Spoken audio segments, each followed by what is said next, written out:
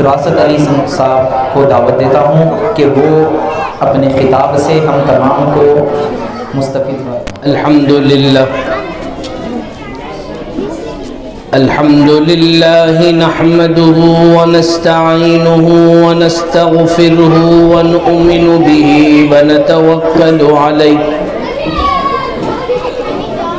व नऊज़ु बिल्लाहि मिन शुरूरि अनफुसिना व मिन सय्यिआति अअमालिना मन यहदिहिल्लाहु फला मुदिल्ल लहु व मन युद्लिल्हु फला हादिय लहु व नशहदु अल्ला इलाहा इल्लल्लाहु वहदहु ला शरीक लहु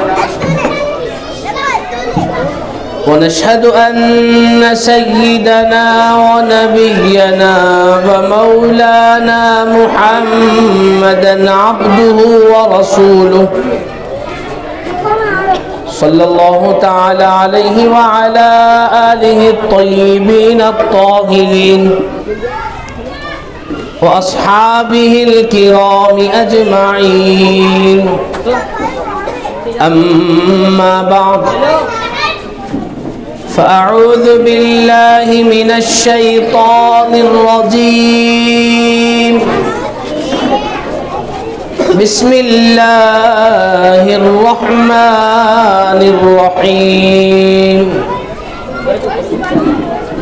व अम्मा बिनिअमति रब्बिका फ़हद्दिस सदक़ल्लाहुल अज़ीम व बल्लगना रसूलुहुन नबियुल अमीनुल करीम व नहनु अला ज़ालिका लमिनश शाहिदीन वश्शाकिरीन वल्हम्दुलिल्लाहि रब्बिल आलमीन। बरादरान मिल्लत इस्लामिया, अस्सलामु अलैकुम व रहमतुल्लाहि तआला व बरकातुहू। आइए सबसे पहले हम और आप मिलकर अक़ीदत और मोहब्बत के साथ, भरपूर वारफ्तगी के साथ गुंबद खज़रा का तस्वुर अपने दिलो दिमाग में लिए हुए मेरे और आपके प्यारे आका सल्लल्लाहु ताला अलैहि वसल्लम की बारगाह में बआवाज़ बुलंद हदीया दुरूद पाक हम नजराना पेश करें। पढ़ें अल्लाहुम्मा सल्ली अला सय्यिदिना शफ़ीअना हबीबना व तबीबना व मौलाना मुहम्मदिन व अला आलिहि व अस्हाबिहि व बारिक व सल्लिम। सल्लु अलैहि सलातन व सलामन अलैका या सय्यदी या हबीबी या रसूल अल्लाह सल्लल्लाहु ताला अलैहि वसल्लम। शहनशीन पे तशरीफ़ फरमा हज़रतुल अल्लामा हज़रत मौलाना मुफ्ती मोहम्मद खालिद याफ़ई नक्शबंदी साहब क़िबला अदामल्लाहु फ़य्यदहुम हफ़िज़हुल्लाहु ताला व दीगर उलमा इकराम व हुफ़ाज़ इकराम, मुअज़्ज़ज़ बुज़ुर्गान दीन, नौजवान और पर्दों में रहकर सुनने वाली इज़्ज़तदार ख़वातीन, माएँ और बहनें, आज की ये महफ़िल मिलाद मुस्तफ़ा सल्लल्लाहु ताला अलैहि वसल्लम के ताल्लुक़ से सजाई गई है। हुज़ूर पाक सल्लल्लाहु ताला अलैहि वसल्लम का तज़किरा करना,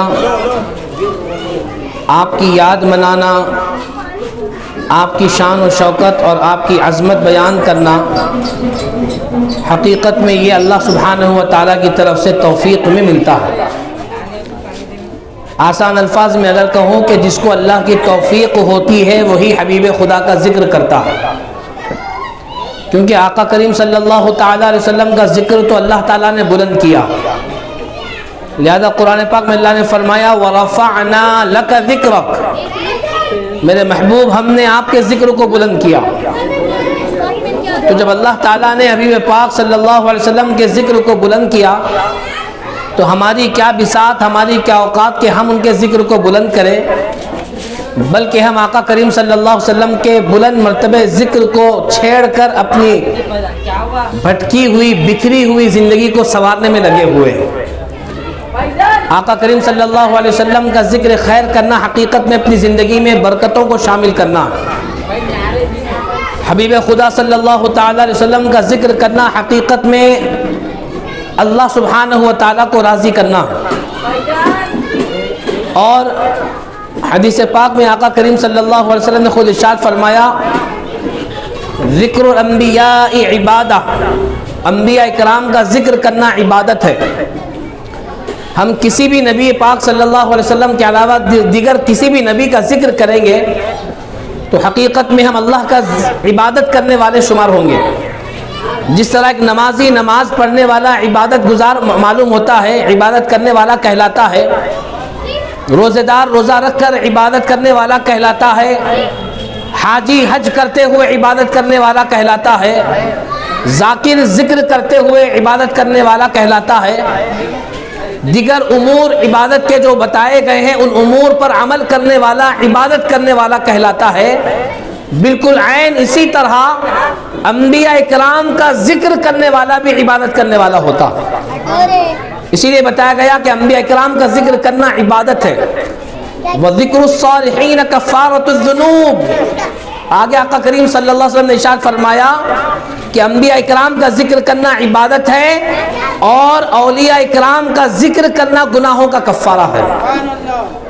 अल्लाह के नेक बंदों में सबसे बड़ी हस्ती, अल्लाह के बरगज़ीदा बंदों में सबसे अजीम शान हस्ती अगर कोई है तो आका करीम सल्लल्लाहु अलैहि वसल्लम की है और जमात अंबिया इकराम की है। और अंबिया इकराम के बाद सबसे बड़ा मकाम रखने वाले सहाबा इकराम, ताबईन, तबे ताबईन, बुजुर्गान दीन औलिया इकराम हैं। तो कुल मिला के बात यह है कि अंबिया इकराम का ज़िक्र करना इबादत है और दीगर अल्लाह के नेक बंदों, सुलहा, सिद्दीकीन, वलियों का ज़िक्र करना गुनाहों का कफ़ारा है। और हम मीलाद पाक सल्लल्लाहु अलैहि वसल्लम की महफिल सजाकर अंबिया इकराम का भी ज़िक्र करते हैं, औलिया इकराम का भी ज़िक्र करते हैं। तो और आसानी के साथ बात समझे कि हकीकत में हम मीलाद मुस्तफ़ा की महफिल सजाकर अल्लाह की इबादत भी करते हैं और अपने गुनाहों का कफ़ारा भी करवाते हैं। क्योंकि अंबिया इकराम का जहाँ पर ज़िक्र होता है तो अल्लाह की इबादत होती है। और क्यों ना हो कि अंबिया इकराम को ऊंचा अफजल तरीन मकाम देने वाली ज़ात अल्लाह ताला ही की है। अल्लाह ताला ने तमाम अंबिया इकराम को अफजल मकाम अता फरमाया। अल्लाह ताला ने हज़रत आदम अलैहिस्सलाम को अपना खलीफा बनाया, लिहाजा इसीलिए कहा जाता है आदम खलीफतुल्लाह। अल्लाह ताला ने हज़रत नूह अलैहिस्सलाम को नजीहुल्लाह बनाया। अल्लाह ताला ने हज़रत मूसा अलैहिस्सलाम को कलीमुल्लाह बनाया। हज़रत मूसा अलैहिस्सलाम की शान ये कि आप अल्लाह से कलाम करते, अल्लाह से बातें किया करते थे, इसीलिए आपको कलीमुल्लाह कहा गया। हज़रत ईसा अलैहिस्सलाम को ज़बीहुल्लाह अल्लाह पाक ने बनाया। ये मकाम अल्लाह सुब्हानहु व तआला ने अंबिया इकराम को उनकी शान के मुताबिक अता फरमाए। तो कुल अंबिया इकराम अपने मकाम व मर्तबे में आला व अफजल है, लेकिन हम गुनहगारों की खुशनसीबी है कि अल्लाह ताला ने जो महबूब नबी हमको अता फरमाया वो उन तमाम अंबिया इकराम के इमाम हैं। वो तमाम नबियों से अफजल व आला है, वो तमाम नबियों के सरदार है, सय्यद है, वो तमाम मुरसलीन के इमाम है, तमाम मुरसलीन के सरदार है। अल्लाह पाक ने ऐसे आज़िम शान नबी हमको गुनहगारों को अता फरमाया। इस बात पर हम अल्लाह का शुक्र अदा करते हैं। और मिलाद पाक की महफिल का मकसद भी यही होता है कि आका करीम सल्लल्लाहु अलैहि वसल्लम के जैसी अजीम नेमत मिलने पर हम अल्लाह का शुक्र अदा करें, क्योंकि अल्लाह ताला ने बहुत सारी नेमतें हम गुनहगारों को अता फरमाई है। इतनी नेमतें अल्लाह ताला ने अता फरमाई कि जिसको हम गिन भी नहीं सकते। ये ज़िंदगी अल्लाह की नेमत, सेहत व तंदुरुस्ती अल्लाह की नेमत, आँखों से देखने की ताकत अल्लाह की नेमत, कानों से सुनने की क़ुव्वत अल्लाह की नेमत, पैरों में चलने की ताकत अल्लाह की नेमत, हाथों से पकड़ने की क़ुव्वत अल्लाह की नेमत। इस तरह बहुत सारी अनगिनत नेमतें अल्लाह पाक ने अता फरमाई। बहुत सारे एहसान अल्लाह पाक ने हम पर अता फरमाए। अल्लाह ताला ने सेहत व तंदुरुस्ती वाली ज़िंदगी अता फरमाई, अल्लाह का एहसान। अल्लाह ताला ने हमें खुशहाल घराना दिया, ये अल्लाह का एहसान।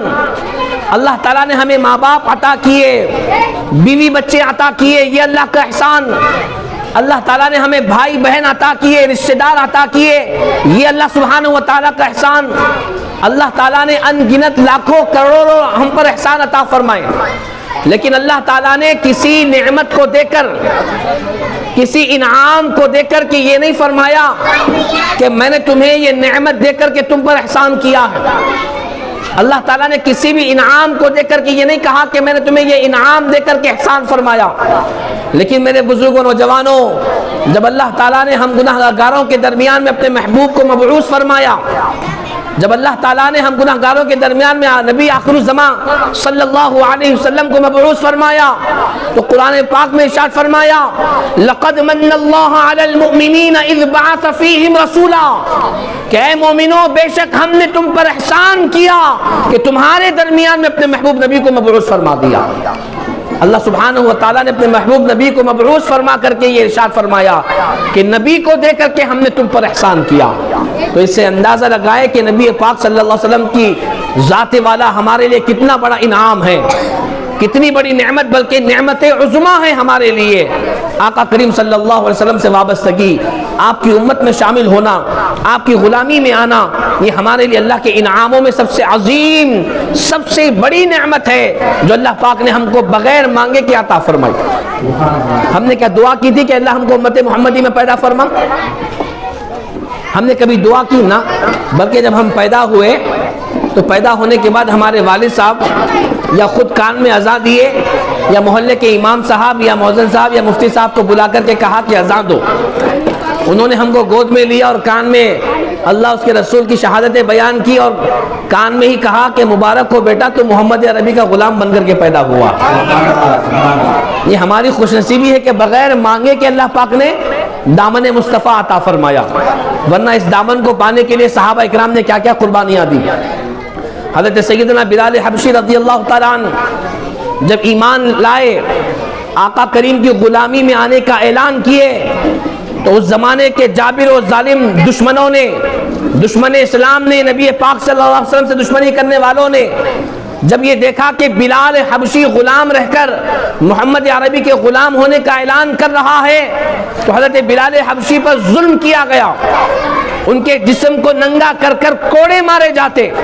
जब सारा जिस्म कोड़ों के बार बार पड़ने से लहूलहान हो जाता, तो रेगिस्तान की तपती हुई रेत पर आपको लिटा दिया जाता और आपके सीने पर बड़ा वजनी पत्थर रख दिया जाता और यही कहा जाता कि अब बोल क्या तू मोहम्मद अरबी का गुलाम है, अब बोल क्या कि तूने इस्लाम कबूल किया। तो सहाबा इकराम की कुर्बानी को याद करो नौजवानों। हज़रत बिलाल हबशी पर जुल्म किया गया, सताए गए, खून बहाया गया, जिस्म को लहूलहान किया गया, कोड़े मार मार कर, और फिर जब सीने पर वजन पत्थर रख कर कहा गया कि बता क्या तो अब भी मोहम्मद अरबी का गुलाम है, तो बिलाल हबशी ने मुस्कुराते हुए कहा, अरे चंद कोड़े मार कर मुझसे इश्क़ रसूल का इम्तिहान ले रहा है। अरे नादान, अगर तू मेरे जिस्म के टुकड़े टुकड़े भी करेगा तो बिलाल के हर टुकड़े से या मोहम्मद की सदाई सुनाई देगी। जिस नबी पर हमने ईमान लाया है उस प्यारे नबी का दामन हम छोड़ने वाले नहीं हैं। चाहे कुछ भी हो जाओ, हम आका करीम सल्लल्लाहु अलैहि वसल्लम की गुलामी को छोड़ने वाले नहीं है। सहाबा इकराम ने जुल्म व ज़्यादती तकलीफ़ों को सह करके ये ऐलान फरमाया और हमने कोई तकलीफ़ नहीं सही। हम पैदा होते ही आका करीम के गुलाम बन के पैदा हुए। तो ज़रा बताएं कि कितने हम में से ऐसे लोग हैं कि अल्लाह ताला की इस अजीम नेमत के हासिल होने पर हम रोज़ाना अल्लाह का शुक्र अदा करते हैं। रोज़ाना मैं कहूँ या फिर कब हमने शुक्र अदा किया था, कब हमारी ज़बान से ये अल्फाज निकले कि अल्लाह तेरा लाख लाख शुक्र है कि तूने हमें उम्मत मुहम्मदी में पैदा किया। कभी हमारे दिल में ये ख्याल आया? क्या हमारे जहन में ये बात आई? क्या हमारी ज़बान से ऐसे कलमे निकले? आप कहेंगे कि नहीं। तो शैतान मरदूद ने जो अल्लाह ताला की तरफ से अजीम नेमत हासिल हुई है, उस नेमत के शुक्रिया के अल्फाज भी निकालने का हमें मौका नहीं दिया। हमारे जहन को ऐसे मुंतशिर करके रखा हुआ है। बल्कि अल्लाह ताला ने कुरान में इरशाद फरमाया, लइन शकरतुम लअज़ीदन्नकुम, जब तुम अल्लाह का शुक्र करोगे अल्लाह पाक और अता फरमाएगा। कोई नेमत हमको मिली, मिसाल के तौर पर माल और दौलत मिल गई, हम अल्लाह का शुक्र अदा करें, परवरदिगार तेरा शुक्र है कि तूने मुझे माल अता किया। अल्लाह का वादा है लइन शकरतुम लअज़ीदन्नकुम, तुम शुक्र करो मैं और दूंगा। जब मालदार माल के मिलने पर शुक्र अदा करेगा तो अल्लाह के वादे के मुताबिक उसके माल में और इजाफा किया जाएगा। अगर किसी को औलाद मिली और औलाद के मिलने पर वो अल्लाह का शुक्र अदा करे कि परवरदिगार तेरा शुक्र है कि तूने मुझे सेहतमंद औलाद अता फरमाई, तो अल्लाह ताला उस शुक्र के बदले में उसे मजीद औलाद अता फरमाएगा। इसी तरीके से अगर कोई सेहत व तंदुरुस्ती का हामिल बन चुका, सेहतमंद है, वो अपनी सेहत को सोच करके अल्लाह से कहता है कि परवरदिगार तेरा शुक्र है कि तूने मुझे सेहतमंद बनाया, तो अल्लाह ताला के वादे के मुताबिक अल्लाह ताला हमें मजीद सेहत व तंदुरुस्ती अता फरमाएगा।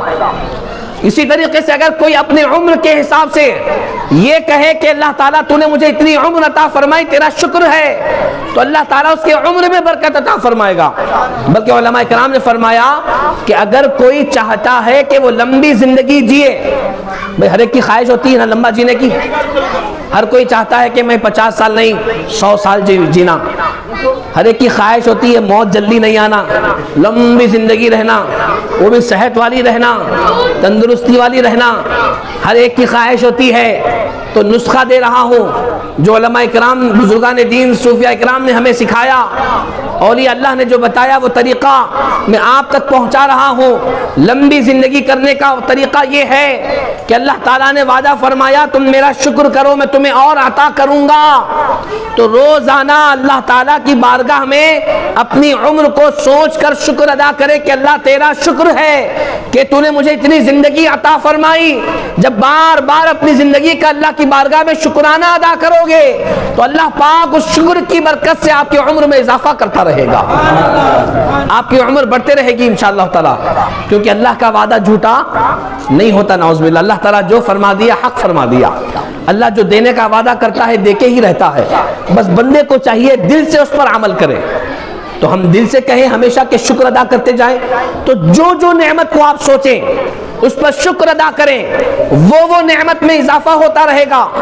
तो अब ये सवाल हुआ, जब आका करीम सल्लल्लाहु अलैहि वसल्लम की ज़ात मुबारका तमाम नेमतों में सबसे अफजल तरीन नेमत नेमत उज़्मा है, और आका करीम की आमद और आपकी नेमत के हासिल होने पर अगर हम अल्लाह का शुक्र अदा करेंगे तो अल्लाह पाक हमें और क्या अता करेगा। तो उस्साकान इकराम ने फरमाया कि अगर कोई उम्मती आका करीम से ताल्लुक आपके दामन के मिलने पर शुक्र अदा अल्लाह का करेगा तो अल्लाह पाक उसके दिल में आका करीम की हकीकी मोहब्बत अता फरमाएगा, हकीकी इश्क, हकीकी मोहब्बत उसके दिल में अता फरमाएगा।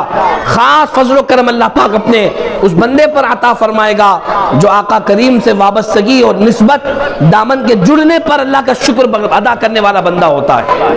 तो लिहाजा ये महफिल मिलाद का मकसद यही है, महफिल मिलाद सजाने का असल मकसद यही है कि हम आका करीम सल्लल्लाहु अलैहि वसल्लम के मिलने पर अल्लाह का शुक्र अदा करें, अल्लाह की बारगाह में शुक्र करते रहे कि परवरदिगार तेरा एहसान कि तूने कैसा नबी अता फरमाया, ऐसा अजीम शान नबी अता फरमाया कि जिस जैसा नबी न पहले कोई आया है न क़यामत तक कोई आने वाला। हालांकि आका करीम से पहले बहुत सारे अंबिया इकराम आए, आपको मालूम कितने अंबिया इकराम आए? उलमा इकराम फरमाते हैं 1,24,000 कमोबेश अंबिया इकराम आए, 1,24,000 आगे या पीछे। कमोबेश का मतलब ज्यादा भी हो सकते हैं कम भी, क्योंकि एग्जैक्ट जो गिनती है अल्लाह उसके रसूल के अलावा कोई नहीं जानता। बस ये कहा गया कि 1,24,000 कमोबेश अंबिया इकराम आए। अब थोड़ा तसव्वुर करें, इमेजिन करें 1,24,000 अंबिया इकराम दुनिया में तशरीफ लाए और हम बहैसियत उम्मती होने का हमारा दावा ये है कुरान और हदीस की रोशनी में कि हमारे जैसा नबी ना पहले कोई आया है ना क़यामत तक कोई आने वाला, और क़यामत तक आएगा भी कैसे, क्योंकि आखिरी नबी तो हमारे नबी है। नबूवत का दरवाज़ा हमारे नबी पर ख़त्म बंद हो चुका है। नबूवत के ख़त्म करने वाले हमारे नबी ख़ातिमुन नबिय्यीन, आका करीम ने फरमाया अना ख़ातिमुन नबिय्यीन ला नबिय्य बादी, कि अल्लाह ने मुझे आखिरी नबी बना करके भेजा और मेरे बाद कोई नबी आने वाला नहीं है। अब आपसे पहले जितने अंबिया इकराम आए उन तमाम नबियों में हमारे नबी अफजल, उन तमाम नबियों में हमारे नबी आला, उन तमाम नबियों में सबसे अफजल तरीन नबी अगर कोई है तो मेरे और आपके प्यारे आका आदम अलैहिस्सलाम से भी अफजल, शीस अलैहिस्सलाम से भी अफजल, नूह अलैहिस्सलाम से भी अफजल, ज़करिया अलैहिस्सलाम से भी अफजल, यहया अलैहिस्सलाम से भी अफजल, इब्राहिम अलैहिस्सलाम से भी अफजल, इस्माइल अलैहिस्सलाम से भी अफजल, याकूब अलैहिस्सलाम से भी अफजल, यूसुफ अलैहिस्सलाम से भी अफजल, दाऊद अलैहिस्सलाम से भी अफजल, सुलेमान अलैहिस्सलाम से भी अफजल, मूसा अलैहिस्सलाम से भी अफजल, ईसा अलैहिस्सलाम से भी अफजल, तमाम नबियों से अफजल। ऐसे कैसे हो सकता है? इसकी क्या दलील है? तो बताया दलील ये है कि जब मेराज की रात मस्जिद अक्सा पर तमाम अंबिया इकराम पहुंचे और नमाज का वक्त हुआ, आदम अलैहिस्सलाम से लेकर ईसा अलैहिस्सलाम तक तमाम अंबिया इकराम मौजूद है और सफ़े बन गई, तमाम अंबिया इकराम सफ़ों में खड़े हुए हैं, इमामत के लिए मुसल्ला बिछा दिया गया, सब मुंतजिर है ये देखने के लिए मुसल्ले इमामत पर कौन खड़ेगा, क्योंकि इमामत का मुसल्ला एक ऐसा मुसल्ला है जहाँ पर खड़े रहने के लिए अफजल व आला होना ज़रूरी। मुसल्लियों में जो सबसे बेहतर होगा वही इमामत का हकदार रखता है, मुसल्लियों में जो सबसे ज़्यादा इल्म वाला होगा वही इमामत का हकदार है। तो फरमाया कि तमाम अंबिया इकराम मुंतजिर है कि देखा जाए कि इमामत के मुसल्ले पर किसको खड़ा जाएगा। हज़रत आदम अलैहिस्सलाम ने सोचा मैं खलीफतुल्लाह हूँ, शायद इमामत का हक मुझे दिया जाए। हज़रत नूह अलैहिस्सलाम ने सोचा मैं नजीहुल्लाह हूँ, शायद इमामत का हक मुझे दिया जाए। हज़रत दाऊद अलैहिस्सलाम ने सोचा मैं खलीफतुल्लाह हूँ, शायद इमामत का हक मुझे दिया जाए। हज़रत इब्राहिम अलैहिस्सलाम ने सोचा कि मैं खलीलुल्लाह हूँ, शायद इमामत का हक मुझे दिया जाए। हज़रत इस्माइल अलैहिस्सलाम ने सोचा मैं ज़बीहुल्लाह हूँ, शायद इमामत का हक मुझे दिया जाए। हज़रत यूसुफ अलैहिस्सलाम ने सोचा कि मैं हुस्न में यकता हूँ, शायद इमामत का हक मुझे दिया जाए। हज़रत मूसा अलैहिस्सलाम ने सोचा मैं कलीमुल्लाह हूँ, शायद इमामत का हक मुझे दिया जाए। हज़रत ईसा अलैहिस्सलाम ने सोचा कि मैं रूहुल्लाह हूँ, शायद इमामत का हक मुझे दिया जाए। सब अंबिया इकराम सोचते रहे। हज़रत जिब्रील अमी आगे बढ़े और आका करीम सल्लल्लाहु अलैहि वसल्लम का दस्ते मुबारक पकड़कर मुसल्ले पर खड़ाया और ये ऐलान किया कि ऐ हबीब खुदा, इन तमाम नबियों की इमामत आप फरमाने वाले हैं। हमारे नबी ने तमाम नबियों की इमामत की इमामुल अंबिया बन गए। हमारे नबी ने तमाम रसूलों की इमामत की इमामुर रसूल बन गए और ये ऐलान हुआ कि अब तक जितने अंबिया इकराम हैं वो आए हैं, उन तमाम में सबसे अफजल वाले आला हमारे नबी, तमाम नबियों के सरदार हमारे नबी। ऐसे अजीम उशान नबी की मिलाद मनाने के लिए हम यहाँ पर बैठे हैं। मेरे बुजुर्गों, नौजवानों, दीन इस्लाम की जो नेमत उज़्मा हमें मिली है ये कोई अजीम नेमत नहीं है, इसकी कदर करना हमारी जिम्मेदारी है। दौर हाजिर में हर कदम पर, हर मौके पर एक नए नए फितने जन्म ले रहे हैं। उम्मत मोहम्मदी के दिल से रूह मोहम्मदी को, मोहब्बत मोहम्मदी को निकालने की कोशिशें की जा रही है। आशिकों के दिलों को मोहब्बत रसूल से खाली करने की साजिश की जा रही है। फैशन के नाम पर, दुनियादारी के नाम पर, तरक्की के नाम पर, मॉडर्न के नाम पर, नौजवानों को अय्याश और कामयाबी के नाम पर, नौजवानों को आगे बढ़ाने के नाम पर धोखा दिया जा रहा है और उनको ये बावर कराया जा रहा है कि अगर तुम एक मुसलमान सुन्नत पर अमल करने वाला बन के जिंदगी गुजारोगे, तरक्की नहीं कर पाओगे। तरक्की करना है तो दुनिया वालों के कंधे से कंधा मिलाकर आगे बढ़ो, हलाल और हराम की तमीज़ भूल जाओ, शरीयत व गैर शरीयत की तमीज़ भूल जाओ, सुन्नत और एतकाद और अहकामात की अमल आवरी को ख्याल ना करो। अगर तुम दुनिया में तरक्की चाहते हो, जैसी दुनिया के लोग जिंदगी गुजार रहे हैं, तुम मुसलमान भी हो, गुलाम रसूल भी हो, तो औरों की तरह जिंदगी गुजारो और अपने आप को मुसलमान शरीयत मुताहरा का पाबंद कहना छोड़ दो। और जब तुम तरक्की चाहते हो तो इन चीजों को तुम्हें छोड़ना पड़ेगा। नौजवानों के जहनों में ये बात डाली जा रही है, सुन्नत रसूल से दूर किया जा रहा है। मेरे नौजवानों, खुदा के लिए अपने आप को सुन्नतों का पैकर बनाएं। आज के इस मिलाद मुस्तफ़ा सल्लल्लाहु अलैहि वसल्लम के जलसे से मेरा आप हजरात की खिदमत में ये पैगाम है, हाथ जोड़कर कि अपने आप को आशिक रसूल कहते हो तो आशिक रसूल ज़बानी तौर पर ना बने बल्कि अमली तौर पर बने, अमली तौर पर अपने आप को आशिक रसूल बनाएं। इसके लिए ज़रूरी है ये मुहाफिल हमारे लिए नमूना है, ज़रिया है अपने आप को सुधारने का, संवारने का।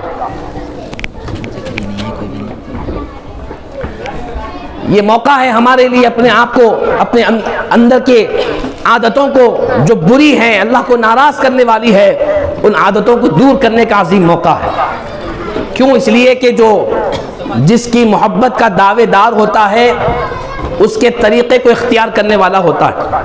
जैसा मिसाल के तौर पर हमारे नौजवान बच्चे किसी ना किसी एक ना एक फिल्म स्टार से मोहब्बत करते हैं, और जिस हीरो से जिस फिल्म स्टार से मोहब्बत करते हैं वो जैसे कपड़े पहनता उसके जैसे कपड़े पहनते, उन्हें जैसे बाल कटाया इन्होंने वैसे बाल कटाते, उन्होंने जैसे ऐनक पहना इन्होंने वैसी ऐनक पहनते। इवन यहाँ तक है बाज नौजवान तो वो नाचने गाने वाला जैसा चलता है इन्होंने वैसी चलने की एक्टिंग करते, बात करने का स्टाइल भी वैसी बनाने की कोशिश करते कि मैं फलां हीरो को चाहने वाला हूँ। एक नाचने गाने वाले दुनियादार के आशिक अगर तुम अपने आप को कहलाते हो और उसके तरीक़े पर अमल करते हो, उसके तरीक़े को इख्तियार करते हो और नाम देते हो ये फैशन है, तो ज़रा मेरे अपने दिल पे हाथ रखकर बताओ कि क्या तुम आशिक रसूल नहीं हो? क्या तुम अपने दिलों में मोहब्बत रसूल को नहीं रखते? आप कहेंगे मैं बहुत बड़ा आशिक हूँ मौलवी साहब, ये क्या बात? मैं तो सुन्नी हूँ, टीटीएस का मतलब मालूम? टनाटन सुन्नी कहते हैं। टीटीएस का मतलब टनाटन सुन्नी। मैं तो टनाटन सुन्नी हूँ, आशिक रसूल हूँ, मैं खूब मिलाद मनाता हूँ, सरकार से बड़ी अकीदत और मोहब्बत करता हूँ, लिहाजा मैं बहुत बड़ा आशिक रसूल हूँ। उससे अगर पूछा जाए कि अगर तुम आशिक रसूल हो तो इश्क रसूल तुम्हारे अमल से क्यों नहीं दिखता? जब नमाज का वक्त होता है तो इश्क रसूल में तुम नमाज पढ़ने क्यों नहीं आते? जब इबादत का वक्त होता है तो इश्क रसूल में इबादत क्यों नहीं करते? जब दाढ़ी रखने की बात आती है तो इश्क रसूल में तुम दाढ़ी क्यों नहीं सजाते? जब वालिदैन की फर्मा बरदारी की बात आती है तो इश्क रसूल में माँ बाप के फर्मा बरदार क्यों नहीं बन जाते? तो आपको जवाब आएगा कि अगर हम इन चीज़ों पर अमल करेंगे तो तरक्की कैसे करेंगे। मेरे बुजुर्गों नौजवानों, फिर दोबारा मैं वो जुमला कह रहा हूँ, आज की दुश्मनी इस्लाम रखने वाली अपने दिलों में ताकतें, तागूती ताकतें, इस्लाम से नफरत करने वाली ताकतें हमारे नौजवानों के दिलों से मोहब्बत रसूल को ख़त्म करना चाहती है। यही वजह है कि हम आज फैशन को तो पसंद कर रहे हैं, सुन्नत को इग्नोर कर रहे हैं, नाचने गाने वाले के तरीक़े को, उसके स्टाइल को इख्तियार कर रहे हैं और आका करीम के तरीक़े को हम फरामोश कर रहे हैं। ज़रा बताएं कि हम फिर किससे मोहब्बत करते हैं? अगर हम नाचने गाने वाले से मोहब्बत करते हैं तो आओ मैं आपको तवज्जो दिलाऊं। आका करीम सल्लल्लाहु अलैहि वसल्लम ने इरशाद फरमाया, मन तशब्बह बिकौमिन फहुवा मिनहुम, कि जो जिस चीज़ में जिस कौम की मुशाबहत करता है वो उन्हीं में से है। और आका करीम सल्लल्लाहु अलैहि वसल्लम का ये इरशाद बड़ा गौर करने का है। हम दुनिया में जिसका तरीका इख्तियार करते हैं हम उन्हीं में से हैं। अगर हम नाचने गाने वाले का तरीका इख्तियार करेंगे तो गोया हम नाचने गाने वालों में से ही हैं। अगर हम बेहयाई व बेशर्मी फैलाने वालों का तरीका इख्तियार करते हैं तो गोया हम बेशर्मी व बेहयाई फैलाने वालों में से हैं। और अगर आप कहते हो कि नहीं नहीं मैं बेशर्मी फैलाने वाला नहीं हूँ, मैं बेहयाई फैलाने वाला नहीं हूँ, मैं नाचने गाने वाला नहीं हूँ, अगर तुम ये सब काम करने वाले नहीं हो तो वो काम करने वालों से मोहब्बत करने वाला भी तुमको नहीं बनना पड़ेगा। अगर तुम उनकी मोहब्बत को ठुकरा रहे हो, उनके तरीक़े को ठुकरा रहे हो, तो तुम्हें सुन्नतों पर अमल करना होगा। एक और जगह पर आका करीम सल्लल्लाहु अलैहि वसल्लम ने इरशाद फरमाया, हदीस पाक के बाद आपका एक सहाबी रसूल सरकार की खिदमत में तशरीफ़ लाए, लाकर के अर्ज़ किया, या रसूल अल्लाह क़यामत कब आएगी? क्या कहा? अरे बोलो भाई, क़यामत कब आएगी? डिनर हो गया ना माशाल्लाह से, तो थोड़ा आवाज़ निकालो। ये माशाल्लाह। एक सहाबी रसूल ने सरकार से पूछा, या रसूल अल्लाह क़यामत कब आएगी? आका करीम सल्लल्लाहु ताला अलैहि वसल्लम ने सहाबी रसूल से कहा कि ए सवाल करने वाले साइल, ज़रा ये तो बताओ कि आपने क़यामत की क्या तैयारी कर रखी है? तो सहाबी रसूल ने हाथ जोड़कर कहे, या रसूल अल्लाह मेरे माँ बाप आप पर कुर्बान हो, मेरे पल्ले तो कोई अमाल नहीं, कोई इबादतें नहीं कि जिस पर ज़ुआम करूँ, जिस पर भरोसा करूँ। मैं तो आपका ग़ुलाम हूँ, आपसे मोहब्बत करने वाला हूँ। मैं अपनी इबादतों और रियाजतों का कोई घुमंड नहीं रखता, उस पर एतकाद भरोसा नहीं करूँगा। हाँ, इतना ज़रूर है कि मैं अल्लाह और उसके रसूल से मोहब्बत करता हूँ, मैं अल्लाह उसके रसूल से मोहब्बत करता हूँ। सहाबी रसूल ने ये जुमला कहा। जब सहाबी रसूल ने ये इरशाद फरमाया, ये जुमला कहा, तो आका करीम ने इरशाद फरमाया कि ए सहाबी रसूल, तुम्हारे लिए खुशखबरी हो, और वो खुशखबरी हमारे लिए भी है, तवज्जो लेने के लिए है। आका करीम ने इरशाद फरमाया कि सहाबी रसूल सुनो सुनो, तुम दुनिया में जिससे मोहब्बत करते हो, हश्र के मैदान में भी तुम उसी के साथ रहने वाले होंगे। तो हम दुनिया में जिससे मोहब्बत करते हैं, आखिरत में भी उन्हीं के साथ होंगे, क़यामत में उन्हीं के साथ होंगे, हश्र के मैदान में उन्हीं के साथ होंगे, तराजू के पास भी उन्हीं के पास होंगे, हौज़े कौसर के पास भी उन्हीं के साथ होंगे, पुल सिरात के पास भी उन्हीं के साथ होंगे। अगर वो आका करीम, सहाबा, औलिया अल्लाह हैं, तो इंशाअल्लाह ताला जन्नत में भी हम उनके साथ रहेंगे। अरे तकबीर, अरे रिसालत,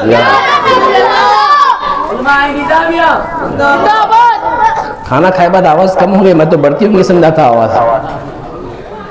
मेरे कैफ आहिस्ता आहिस्ता होता चल। ऐसा है, सुन्नियों की महफिल की रौनक ही ऑडियंस की आवाज़ से है। मिलाद की महफिल हो, सुन्नियों का मजमुआ हो और ख़ामोशी हो, पॉसिबल नहीं है। क्यों? इसलिए कि जब सुन्नियों की महफिल में सरकार का जिक्र होता है तो ऑडियंस यानी सुनने वाले लोग खुशी से झूमने लगते हैं। उनको खुशी होती है कि वाह वाह, आज महबूब खुदा का जिक्र हो रहा है, हम जिससे मोहब्बत करते हैं उनका जिक्र हो रहा है। आशिक रसूल ने क्या जुमला कहा? अपना अंदाज औरों से जुदा रखते हैं, अरे हम तो महबूब भी महबूब खुदा रखते हैं। ये हमारी खुशनसीबी है कि हम महबूब किसको रखते हैं? जो महबूब खुदा है, जो अल्लाह का महबूब है, हमने उसको अपना महबूब बनाया हुआ रखा है। ये हमारी खुशनसीबी है। लेकिन फ़र्क ये है कि शायद ये सिर्फ ज़बानी तौर पर है या अमली तौर पर वो हमको मुहासबा करना। अमली तौर पर है तो अल्हम्दुलिल्लाह ताला। तो मैं आपसे ये अर्ज़ कर रहा था कि दुनिया में हम जिससे मोहब्बत करेंगे, आखिरत में भी उन्हीं के साथ रहेंगे। अब ज़रा तसव्वुर करें, नाचने गाने वाला आखिरत में कहाँ होगा? बेहयाई व बेशर्मी फैलाने वाला आखिरत में कहाँ होगा? गुनाहों को आम करने वाला, जिस्म की नुमाइश करने वाला, फैशन के नाम पर बेहयाई फैलाने वाला कहाँ होगा? जाहिर सी बात है अल्लाह के गजब में होगा। मासूम बच्चे कहे जैसा दोज़ख में होगा। ऐ नौजवानों, जिन नाचने गाने वाले के तरीके को तुम इख्तियार करके पसंद करते हो, जरा तसव्वुर करो, खुदा ना खास्ता अगर उसी बदबख्त को पसंद करते करते हमें मौत आ जाए और हमारे जिस्म से रूह कब्ज हो जाए और उसी नाचने गाने वाले की मोहब्बत हमारे दिल में रहे, तो जरा सोचे कि हमारा हश्र में क्या बनेगा, हम परवरदिगार को क्या मुंह दिखाएंगे, क्या जवाब देंगे। लिहाजा अभी वक्त है, इन मुबारक मिलाद पाक की महफिलों के जरिए से आप तक पैगाम पहुंचाना चाहता हूं कि खुदा के लिए अपनी रविश को बदले, अपने अकीदे, अपनी सोच को बदले, अपने तसव्वुरात को, ख्यालात को बदले, अपने आप को झिझोड़ के रख दे और ये ख्याल दिल में लाए कि मैं मरते दम तक, अब से लेकर मरते दम तक हमेशा अगर किसी का आशिक रहूंगा वो तो अल्लाह के हबीब का आशिक रहूंगा। उनके अलावा किसी की मोहब्बत मेरे दिल में जागुज़ी नहीं हो सकती। ये तसव्वुर अपने आप में रखे और मौका पर मौका मोहब्बत का इजहार भी करें। मोहब्बत का इजहार करने का तरीका क्या है? साल में एक मरतबा लाइटिंग लगा के, झंडे लगा के या रसूल अल्लाह बोलना, ये चाहिए इजहार खाली, ये भी एक इजहार का हिस्सा है, नहीं इनकार नहीं है। ऐसे कहीं बोलेंगे मुसा ने करना, बोलेंगे नया फतवा, ये भी मोहब्बत का एक इजहार है। मिलाद पाक आए तो आशिक़ खुश होते हैं, मिलाद पाक आने पर आशिक़ खुश होते हैं, शैतान नाराज होता है। हम तो आशिक़ रसूल है ना भाई, शैतान के चेहरे थोड़े ही है। शैतान चंद मौक़ों पर बड़ा गमगीन हुआ करते। पहली मर्तबा शैतान जब गमगीन हुआ, जब उसको ज़मीन पे फेंक दिया गया, जब जन्नत से निकाल कर मरदूद कहकर ज़मीन पे फेंक दिया गया, तो शैतान इतना रोया, इतना रोया, रिवायत में आता है कि ज़मीन की मिट्टी उठा के अपने सर में डाल डाल के रोया, पहली बार। दूसरी बार शैतान इतना रोया, जब पहले कहा मिट्टी सर पे डाल डाल के चीखें मार मार कर, वो है मिलाद मुस्तफ़ा सल्लल्लाहु अलैहि वसल्लम पर। जब सरकार की विलादत हुई तो शैतान धाड़े मार मार के, चीखा मार मार के रो रहा, सर पे मिट्टी डाल ले रहा, रोते जा रहा, चीखा मार रहा। उसके चेले चपाटे शागिर्द आए, बोले हजरत क्या हुआ? कहीं को ऐसा रो रहे हैं, बेवा होता रोए जैसा, क्या कोई मामला है? तो बोला अरे मियाँ, आज वो नबी पैदा हुए कि जिन जैसी शान वाला अब तक कोई नबी पैदा ही नहीं हुआ। शैतान कहने लगा कि अब तक बड़ी कोशिशों से हमने सारे लोगों को बुत परस्त बना दिया, कुफ्र और शिर्क में मुब्तला कर दिया, लेकिन अब आखिरी नबी महबूब खुदा तशरीफ लाए हैं। हमारी जितनी मेहनत हुई है वो सारी मेहनत पर पानी फिरने वाला है। हम भटका भटका कर लोगों को जहन्नम के करीब करेंगे। ये शाफी है, महशर है, ये शिफाअत कर कर के सबको अपने साथ जन्नत में लेके चले जाएंगे। मैं इसीलिए गमगीन हूँ, इसीलिए रो रहा हूँ। शैतान रोया सरकार की विलादत पर, लिहाजा जो शैतान के मानने वाले होंगे वो सब रोएंगे, सब बोलेंगे, अफसोस करेंगे, कई की खुशी, ये सब कई की खुशी मनाते हुए क्या एतराज़ करेंगे।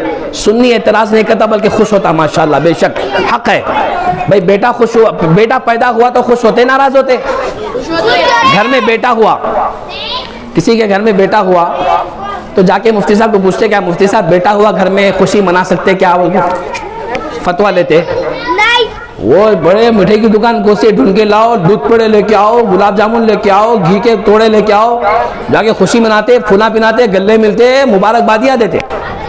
बेटा किसी के घर में पैदा हुआ तो सब किसी भी अकीदे का रहो, सबका आलम यही है, जब अपने खुद के घर में बेटा हो तो खुशी मनाते। जिसके सदक़े में औलाद हुई है मुसलमान, उस प्यारे नबी की पैदाइश पर, आपकी आमद पर खुशी मनाने को गलत नाजायज़ बोलते, नाउज़ुबिल्लाह। ये कितनी बड़ी बदबख्ती की बात है। तो लिहाजा आका करीम सल्लल्लाहु ताला अलैहि वसल्लम की मोहब्बत का तरीक़ा, इश्क का ऐलान ये है कि आपकी सुन्नतों पर अमल किया जाए। बिल्कुल ख़त्म पर आ रहा हूँ मैं, काफ़ी वक्त हो गया। सुन्नतों पर अमल किया जाए, आका करीम सल्लल्लाहु अलैहि वसल्लम के नमाजों की पाबंदी की जाए, सुन्नतों पर अमल किया जाए। नौजवानों, दाढ़ी रखो, दाढ़ी तमाम नबियों की सुन्नत है मोमिनों, इस्लाम का शिआर है, वो रहमत है मोमिनों। आका करीम सल्लल्लाहु अलैहि वसल्लम को दाढ़ी बड़ी पसंद थी। एक सहाबी रसूल थे, उनको दाढ़ी के 2-3 बाल थे खाली। कितने बाल थे? 2-3 बाल थे खाली। तो वो सहाबी रसूल वो दाढ़ी के बाल नहीं काटे, 2-3 ही से बोल के रखे, वो 2-3 बाल बड़े हो गए। तो दूसरे सहाबा इकराम जो उनके दोस्त थे देख के कमेंट्स करते थे, तो 2-3 बाल से 2-3 बाल से बोल के। वैसे तो मजाक नहीं उड़ाते थे, आपस में मोहब्बत में बोल लेते थे सहाबा इकराम, उनका मकाम मर्तबा बड़ा है। तो लिहाजा दोस्त बोलते थे, उन्होंने बोलते थे मेरे को 2-3 बाल से, सोच लेते थे।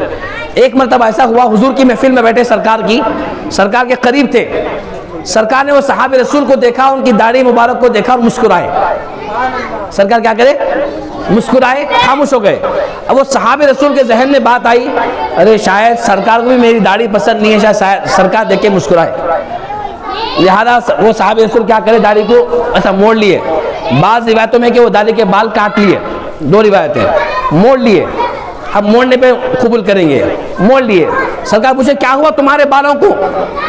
बोले या रसूल अल्लाह, कल आपके करीब बैठा हुआ था, आप मेरी दाढ़ी के बाल को देख के मुस्कुराए तो मैं समझा आपको मेरी दाढ़ी पसंद नहीं है। हुजूर फरमाए, मेरे सहाबी रसूल, मैं कल तुम्हारी दाढ़ी के बाल को देखकर इसलिए मुस्कुराया कि जब मैंने करीब से तुम्हारी दाढ़ी के बाल को देखा तो जन्नत की हूर या जन्नत के फरिश्ते तुम्हारी दाढ़ी के साथ खेल रहे थे। रहमत लपटी हुई थी तुम्हारी दाढ़ी को, अल्लाह की रहमत लपटी हुई थी, और वो रहमत को देखकर मैं खुशी की वजह से मुस्कुराया। तो दाढ़ी इस कदर अजीम सुन्नत है सरकार की कि जब कोई दाढ़ी रखता सरकार उससे खुश हो जाते थे। तो लिहाजा नौजवानों से मेरी गुजारिश है, इस महफिल में मैं आपको दावत देता हूँ। मैं कसमा वस्मा नहीं लेता हूँ, हाथ उठाओ, कसम करो, वादा करो में से, वो सब रखो, इरादा करो। बस हमारा काम इरादा करना है, अल्लाह तौफीक दिया तो खुद ब खुद अमल होता। और दाढ़ी रखने से कोई रुकावट नहीं है, बल्कि आज की मेडिकल साइंस ये बोलती कि दाढ़ी रखने वाला जल्दी बूढ़ा नहीं होता, दाढ़ी रखने वाले की जिस्मानी कुव्वत में मजीद इजाफा होते रहता, कमजोरी नहीं आती। दाढ़ी रखने से इंसान को कभी गले का, सर का, सीने का कैंसर नहीं हो सकता। ये दाढ़ी की बरकतें हैं, और जिसकी दाढ़ी कमाल हो उसका कमाल का क्या कहना। आका करीम ने फरमाया कि अगर किसी की जमाल दाढ़ी हो, जमाल दाढ़ी अजमत वाली होती है, कमाल दाढ़ी मतलब एक होती है जमाल दाढ़ी। जमाल दाढ़ी बोले तो दाढ़ी आने से लेकर एक मुट्ठी होने तक नहीं काटना, इसको बोलते जमाल दाढ़ी। वहाँ वाले नहीं बोलते क्या? खाना नहीं खाए अपना? खाए माशाल्लाह। दाढ़ी निकलने से लेकर एक मुट्ठी होने तक नहीं काटना, इसको बोलते जमाल दाढ़ी। और एक होती कमाल दाढ़ी। कमाल दाढ़ी बोले तो थोड़ी निकलते ही काट ले रही, थोड़ी निकलते ही काट ले रही, हज्जाम के हवाले कर दे रही, उसको बोलते हैं कमाल दाढ़ी। तो रिवायत में आता है दाढ़ी के फजाइल में कि अगर किसी की जमाल दाढ़ी हो और वो जमाल दाढ़ी में पानी लगाकर, पानी में जमाल दाढ़ी को भिगोकर किसी बीमार को पिला दिया जाए तो अल्लाह पाक उस बीमार को शिफा अता फरमाता है, बीमारी को ख़त्म फरमा देता है। ये जमाल दाढ़ी की बरकतें हैं। तो लिहाजा सुन्नतों पर अमल करें। आका करीम की मोहब्बत के हम दावेदार हैं, तो आका करीम से वालिहाना मोहब्बत करने का तरीका ये है कि इस तरीके से सजावट के साथ साथ, कुमकुमों के साथ साथ, लाइटिंग के साथ साथ, पकवान और लोगों को खिलाने के साथ साथ नमाजों की पाबंदी, सुन्नतों की पाबंदी, माँ बाप की खिदमत, उलमाए किराम की मोहब्बत। उलमाए किराम की मोहब्बत लाजिम है मेरे नौजवानों। आका करीम ने फरमाया अल उलमाउ वरसतुल अंबिया, उलमा नबियों के वारिस हैं। तो लिहाजा अगर कोई किसी आलिम दीन से मोहब्बत करता है तो दर हकीकत वो नबी से मोहब्बत करता है। तो लिहाजा आलिम दीन से मोहब्बत करना। और यहाँ पर उलमाए किराम में हमारे पास जो हमारे सरों के ताज है वो उलमाए जामिया निज़ामिया है अल्हम्दुलिल्लाह। क्योंकि आरिफ बिल्लाह, आशिक रसूलुल्लाह, अशाह इमाम मोहम्मद अनवारुल्लाह फारूकी फजीलत जंग रहमतुल्लाहि ताला अलैह ने हम गुनहगारों पर, हैदराबाद दक्कन वालों पर यह एहसान अजीम किया कि यहाँ पर ऐसे मदरसे की बुनियाद रखी जिसको हम जामिया निज़ामिया के नाम से जानते हैं। वहाँ के उलमाए किराम, वहाँ के शयूख हज़रात, वहाँ के अकाबिरीन हमारे सरों के ताज है, ताज। उनको अपना रहबर व रहनुमा बनाएं, उनसे मोहब्बत करें, उनकी महफिलों में जाएं, उनसे अकीदत रखें, उनसे मसाइल पूछें, उनसे दीन सीखें, उनसे वाबस्तगी रखें। जिस तरह से हर एक के फ़ोन में एमरजेंसी नंबर होते हैं ना, पुलिस का नंबर, फायर ब्रिगेड का नंबर, एम्बुलेंस का नंबर, इसी तरीके से दूसरे बहुत सारे नंबर आए आजकल। तो रिचार्ज का नंबर, बैलेंस मालूम करने का नंबर, वैलिडिटी कब ख़त्म हो रही, कब रिचार्ज कराना है उसका नंबर अलग। तो जिस तरह हमारे फ़ोन में बहुत सारे अलग अलग नंबर होते हैं, उन्हीं नंबरों में एक नंबर आलिम दीन का भी होना चाहिए। हर एक नौजवान के फ़ोन में आलिम दीन का नंबर हो, ताकि जब कभी भी ज़रूरत पड़े, कोई मसला पेश आ जाए तो वो मौलाना से रब्त करके अपने मसाइल को हल करे। यकीन जानिए आपकी ज़िंदगी में बरकत होगी अगर आप उलमा किराम से मोहब्बत करके करीब होंगे। मैं बड़ी मुबारकबाद देता हूँ यहाँ की ये पुर रौनक महफिल को सजाने वालों के लिए दुआएं हैं, मुबारकबादियाँ हैं। जिन जिन लोगों ने इस महफिल को सजाने में दामे दिरमे सुखने कदम हिस्सा लिया है, अल्लाह ताला उनको अजर अजीम अता फरमाए। जितने लोगों ने शिरकत की है, अल्लाह ताला तमाम की हाज़िरी को कबूल फरमा ले। तमाम उलमाए किराम अकाबिरीन को सेहत व तंदुरुस्ती के साथ दराज़ी उम्र अता फरमाए। और जो कुछ कहा सुना गया है दिलो जान से अमल करने, और आगे जो कुछ कहा जाने वाला है उस पर भी अमल करने की तौफीक अता फरमाए। आमीन व आखिर दावाना अनिल हम्दुलिल्लाहि रब्बिल आलमीन।